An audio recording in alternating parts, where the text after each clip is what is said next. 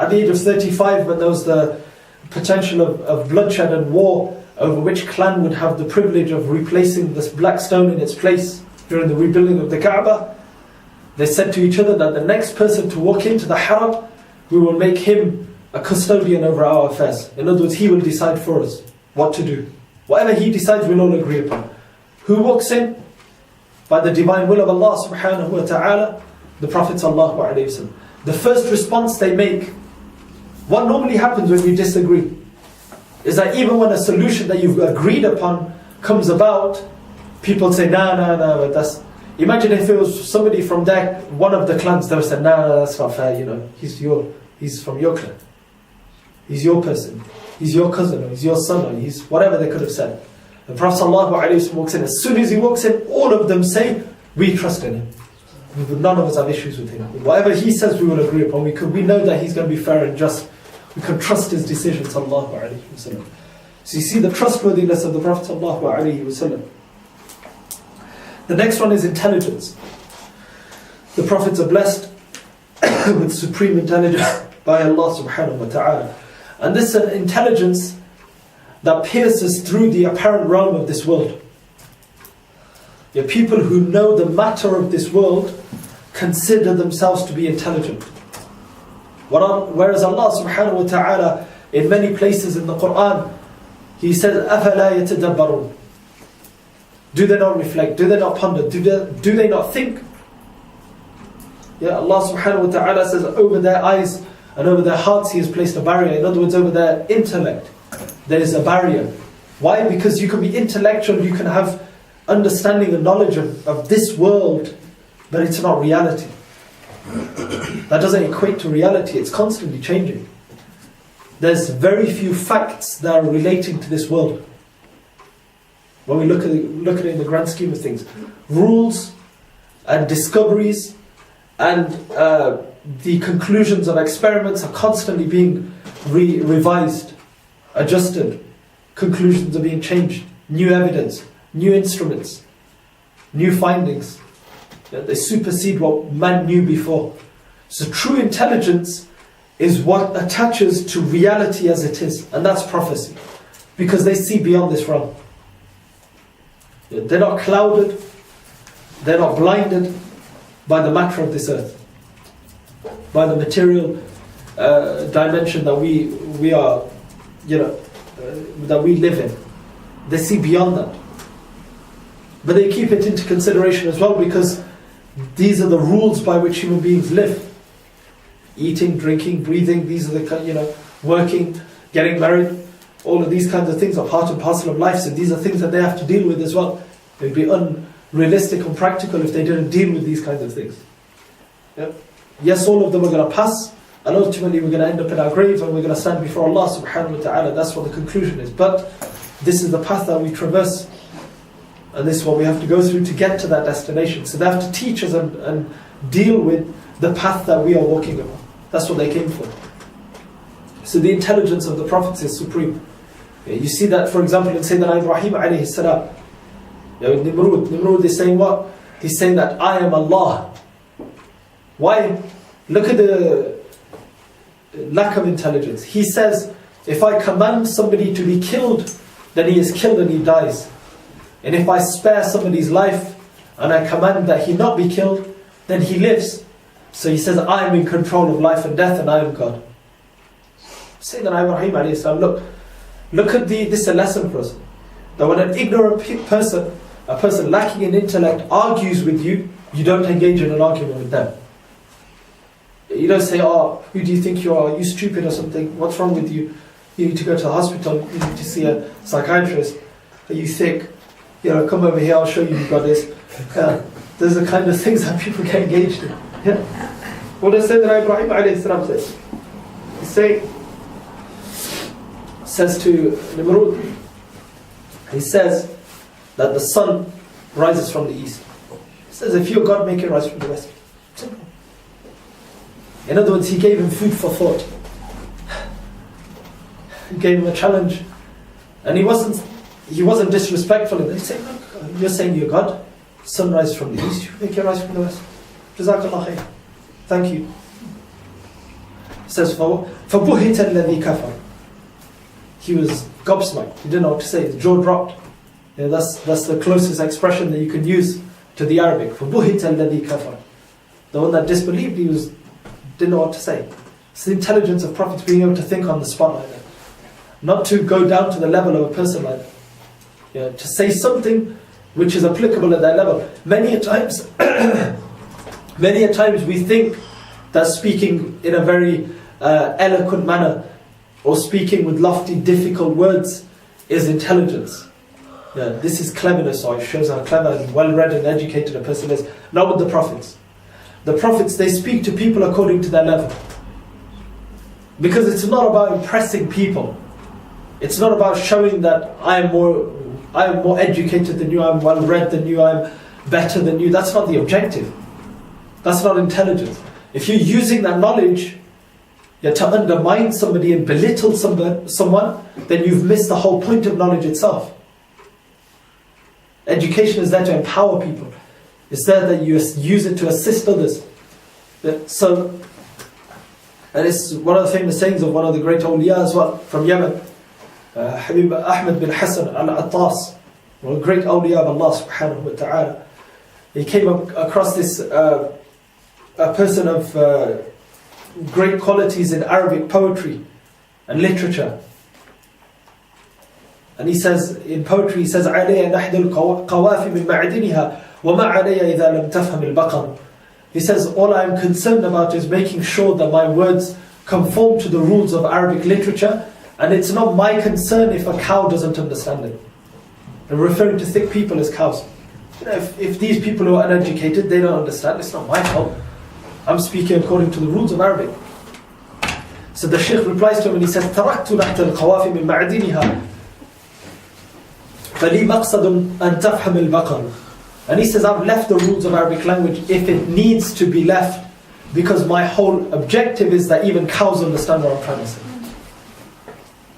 What's the whole point? You're trying to raise people up, you're trying to bring people up. To try and belittle somebody who's uneducated, what are you achieving by that? So one of the great qualities of prophets is that they speak to people according to their level. In other, if you look at the seerah, the Sahaba would have baffled. The Prophet ﷺ not only used to speak to people according to their level, he was even able to speak to Arabs in their own lahja, in their own dialect. So the Prophet ﷺ, if people came from Yemen, he'd be able to speak to them in the Yemeni dialect. And trust me, that's very difficult. I stayed in Yemen for 3 years, I still don't have a clue what they were talking about when they were speaking in their dialect. It's called Hadrami. They changed the sin to a ba, they changed the qaf to a ghain. I did not have a clue. So the Prophet ﷺ is a miraculous nature of his speech. Not only was he able to speak to people according to their level, but in their language as well. That was the Prophet ﷺ. Supreme intelligence. And then finally conveyal. That they convey whatever Allah subhanahu wa ta'ala has given to them. They cannot conceal. They cannot conceal. And this is also one of the qualities of the scholars as well.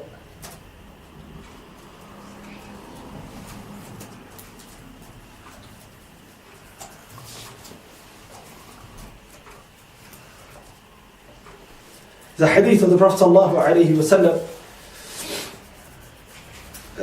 which in meaning is that anybody who is of knowledge and conceals that knowledge when people are in need of it, then they are more worthy of the hellfire. So concealing knowledge, and this is one of the things that's used against the scholars. When people try and take lessons out of them and they try and get them to teach and they try and get away from it, they say, look, have you heard the hadith of the Prophet ﷺ? So the prophets especially, they cannot conceal and hold back what Allah subhanahu wa ta'ala has told them to convey. There are certain things which Allah subhanahu wa ta'ala has told them that they do not have to convey. For example, when we look at the Prophet ﷺ, the huruf al-muqatta'at in the Quran. For example, alif lam mim. We don't know what that means. The Prophet ﷺ never told us what that means. That was a knowledge and a secret between Allah subhanahu wa ta'ala and the Prophet ﷺ. he was not commanded to convey that. He knew he wasn't commanded to convey. So anything that he is commanded to convey, he cannot conceal. Sayyidina Abu Hurairah radiyallahu anhu, he says that the Prophet sallallahu alayhi wasallam, there was some select of the Sahaba who the Prophet sallallahu alayhi wasallam would tell them certain things that he would not tell others. Very select few. Sayyidina Abu Hurairah radiyallahu anhu was one of them. He said to the Sahaba that if I told you some of the things which the Prophet sallallahu alayhi wasallam told me but commanded me not to convey, you would slit my throat. Secret. This is why some of the Sahaba, when a person used to pass away, they would check, has Sayyidina Abu Hurairah radiyallahu anhu gone to pray the janazah of such a person? Because Allah, the Messenger of Allah sallallahu alayhi wasallam clearly told him who the munafiqeen are. He told him who the hypocrites are. It wasn't something that the Prophet sallallahu alayhi wasallam told all of the Sahaba. That who are those people who apparently show themselves as Muslims, but internally are really kafirs, they don't really believe. They're just trying to trick the Muslims. Prophet ﷺ told Sayyidina Abu Hurairah radiyallahu anhu about such people. So Sayyidina Abu Hurairah radiyallahu anhu wouldn't pray their janazah. So people would check, has Sayyidina Abu Hurairah radiyallahu anhu attended? If he's attended, we'll attend. If he hasn't, we're staying away. Yeah. So when we look at these four qualities especially, these are the four qualities of the prophets. Yeah. Truthfulness, trustworthiness, intelligence, and conveyance. They have to do, those four things are necessary upon the prophets. Yeah, they have to do them. Well, they are necessary qualities that they possess. They have to convey. They have to be truthful. They have to be trustworthy. Yeah, they have to be intelligent. Again, a point, just to reiterate on the point of intelligence, the reason why they are blessed with supreme intelligence is so that nobody can overcome them in any kind of argument or rational discussion. Because if they could be defeated in intellect, it would give somebody a valid reason not to follow the Prophet and not to believe in Allah subhanahu wa ta'ala. Yeah. That's why they're blessed with supreme intelligence. Also, is so that if anybody was to come to them with a situation or a difficulty or a problem, that they would be able to solve that problem. It requires intelligence.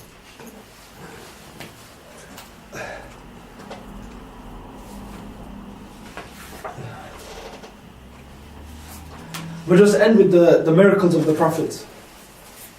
Alongside these qualities, Allah subhanahu wa ta'ala has blessed the messengers with miracles. And the greatest of miracles is their good character and their behavior. To be stoned, to be sworn at, to have your relatives killed by people that you only want good for, by people who are lower than you in every manner of any kind of human standard, in intelligence, in beauty, in lineage, in good character, any of those kind of things. Those people are lower than you in everything. For them to attack you and do all of those things to you and still maintain good character, that's the greatest miracles possessed and manifested by the prophets. Yeah. Seriously, the proof is that try and live one day like the Prophet, to the T. Then you'll realize how much of a miracle his good character was. Why? Because it wasn't a one-off with the Prophet ﷺ. He didn't go through phases. He didn't go through stages. The Prophet ﷺ was perfection. He was good character every single moment, every single day, week, month, year, for the whole of his life ﷺ. From childhood. That's the Prophet ﷺ. Yeah, so the Prophet ﷺ, that's his greatest miracle.